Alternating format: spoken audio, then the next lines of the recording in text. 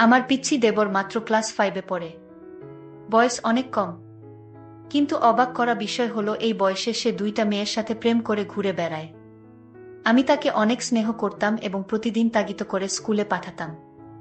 সে যেন লেখাপড়া করে বড় কিছু হতে পারে। তাই আমি তাকে নিষেধ দিয়েছি যে এই বয়সে এসব করা চলবে না।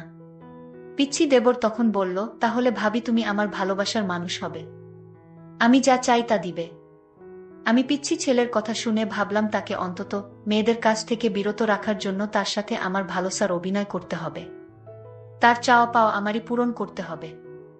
আমি ভেবেছিলাম তার বয়স কম, সে আর কি করতে পারবে।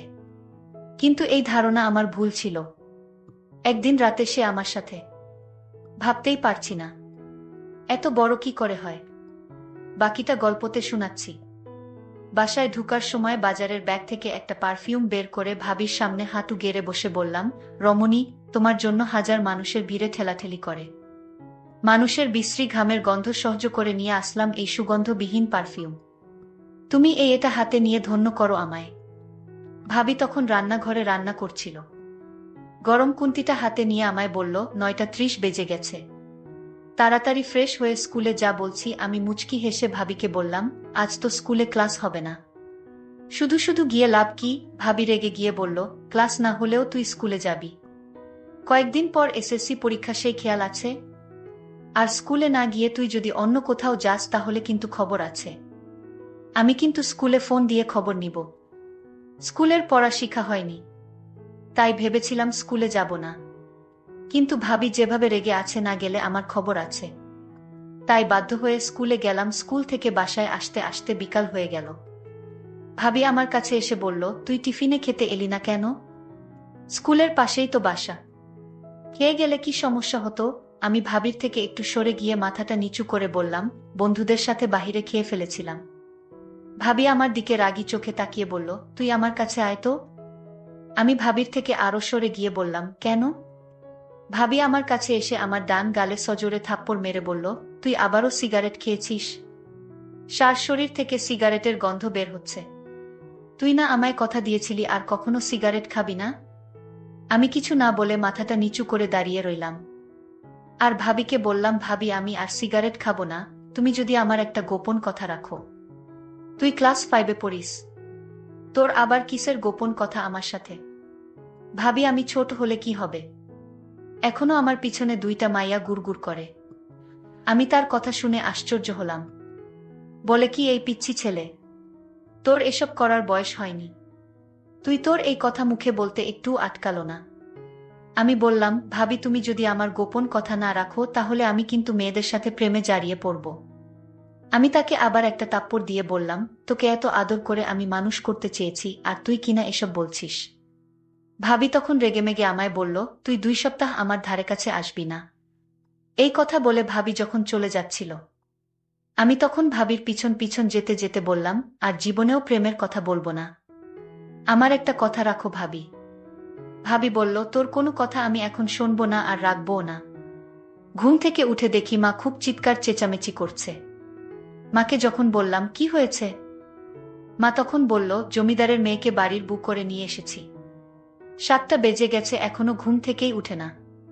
এমন সময় খেয়াল করলাম ভাবি তাড়াহুড়ো করে মার কাছে এসে বলল, আসলে মা শরীরটা একটু খারাপ লাগছিল, তাই ঘুম থেকে উঠতে দেরি হয়ে গেল।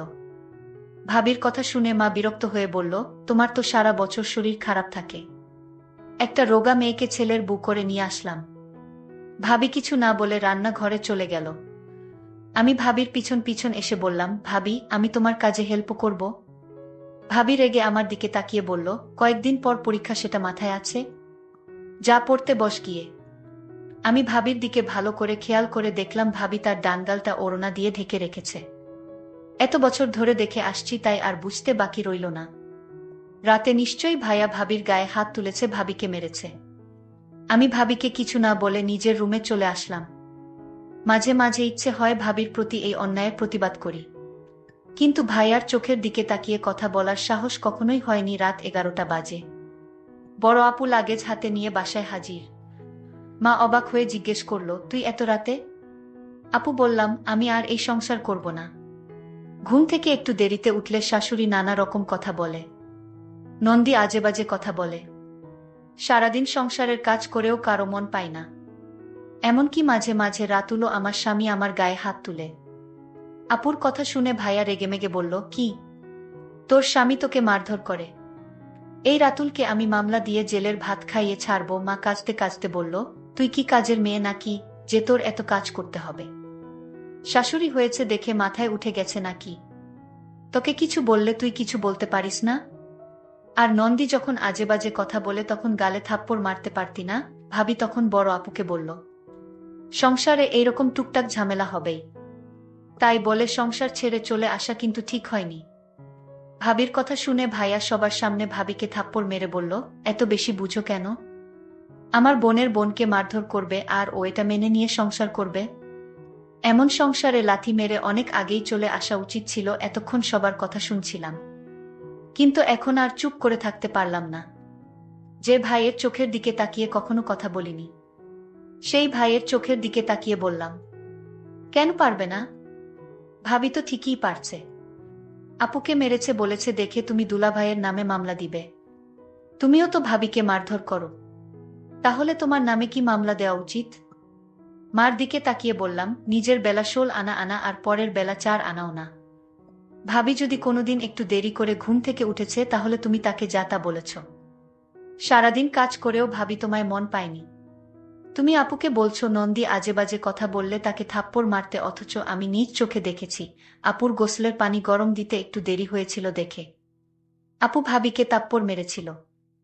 আমার কথা শুনে আপু ঠোঁট বাঁকিয়ে বলল, ভালোই তো ভাবির পক্ষে কথা বলছিস। নিজের মা ভাই বোনদের পর করে ওই মহিলা এখন আপন হয়ে গেল।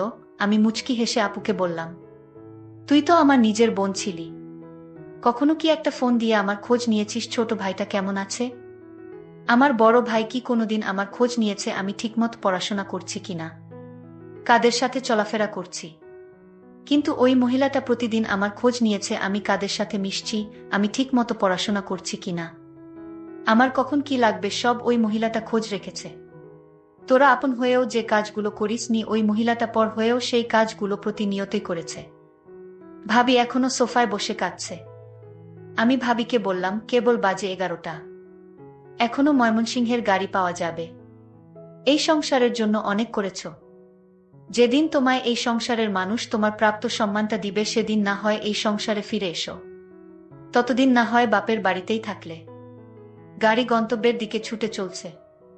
বাসের জানালা দিয়ে ভাবি আনমনে বাহিরের দিকে তাকিয়ে আছে। আমি ভাবিকে বললাম, ভাবি এই অন্ধকারে বাহিরে কি দেখছো? ভাবি চোখের কোণে লেগে থাকা চোখের জলটা মুছে বলল, তুই একটা পিচ্ছি ছেলে হয়ে তুই আমার জন্য এত কিছু করলি, তোর এই ঋণ আমি কোনোদিন পরিশোধ করতে পারবো না। ভাবিকে বললাম, ভাবি তুমি একটু ধৈর্য ধরো, দেখবে সব ঠিক হয়ে গেছে। পিচ্ছি ছেলের কথা শুনে আমি বারবার অবাক হচ্ছি। যাই হোক, আমিও ভাবির সাথে ভাবির বাপের বাড়ি চলে এলাম। ভাবি বলল, আমি তোকে আমাদের বাড়ির পাশের স্কুলে ভর্তি করাবো। পিচ্ছি দেবর বলল, ও তার একটি নাম আছে, সেটা হলো জিসান। পিচ্ছি জিসান বলল, আমি স্কুলে পড়ব না যদি তুমি আমার গোপন কথা না রাখো। বাড়িতে গেলে বাবা আমায় খুব সুন্দর করে থাকতে দিল। যে সংসারে মেয়েদের কোনো মূল্য নেই সেই সংসারে না থাকাই ভালো। বাবা আমাকে এভাবে সাহস দিয়ে বলেছিল, মা তুই আজ থেকে আমার বাড়িতে থাকবি আর তোর দেবর পিচ্ছি জিসানকে লেখাপড়া শিখাবি। পরদিন আমার পিচ্ছি জিসানকে স্কুলে ভর্তি করে দিলাম। সে স্কুলে প্রতিদিন যেত। আমি মাঝে মাঝে খোঁজ নিতাম জিসান কি আসলে ভালো করে লেখাপড়া করছে নাকি উল্টাপাল্টা কোনো কিছু করছে। কিছুদিন স্কুলে ভালো করে লেখাপড়া করতে শুরু করলো। কিছুদিন পর দেখলাম আমার পিচ্ছি দেবর জিসানের পরিবর্তন। সে ঠিকমতো খাওয়া দাওয়া করে না, রাতে লেখাপড়া করে না। আমি তাকে কিছু না বলে আমি তার মনের ভিতর কি চলছে তা জানতে আমি তার স্কুলে লুকিয়ে যেতাম। কিন্তু স্কুলে একদিন লুকিয়ে গিয়ে যা দেখলাম তা দেখে আমার মাথায় মনে হয় আগুন ধরে গেল।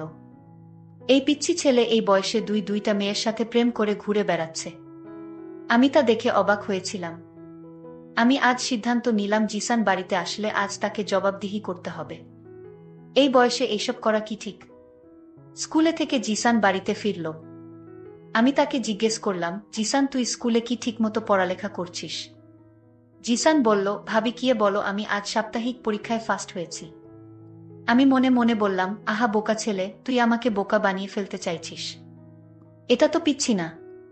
জিসান, তুই আমার কাছে থেকে কিছু লুকানোর চেষ্টা করবি না। আমি কিন্তু সব জানি।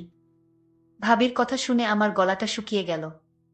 আমি বললাম, ভাবি, আমি কি তোমার সাথে মিথ্যা কথা বলতে পারি? আচ্ছা জিসান, তুই আজ আমার সাথে এত বড় মিথ্যা কথা বলতে পারলি?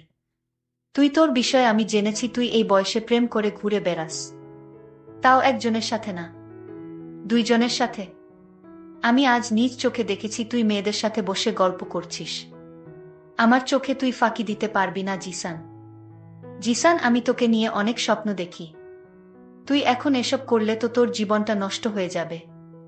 জিসান আমায় বলল, ভাবি, আমি জানি না আমার রাতে শরীর কেমন লাগে। আমি জিসানের কথা শুনে বুঝতে পারলাম, ওকে এই প্রেম করা থেকে বাঁচাতে হলে আমার তার সাথে কিছু অভিনয় করতে হবে। তার ইচ্ছাটা আমার পূরণ করতে হবে। যাই হোক, আমি জিসানকে বললাম, এসব তোর বাদ দিতে হবে, নইলে আমার অবস্থা খুব খারাপ হবে। কিন্তু আমি জিসানকে বললাম, জিসান, তুই কি চাস বলতো? যদি আমার কাছে থাকে তাহলে আমি তোকে দিব।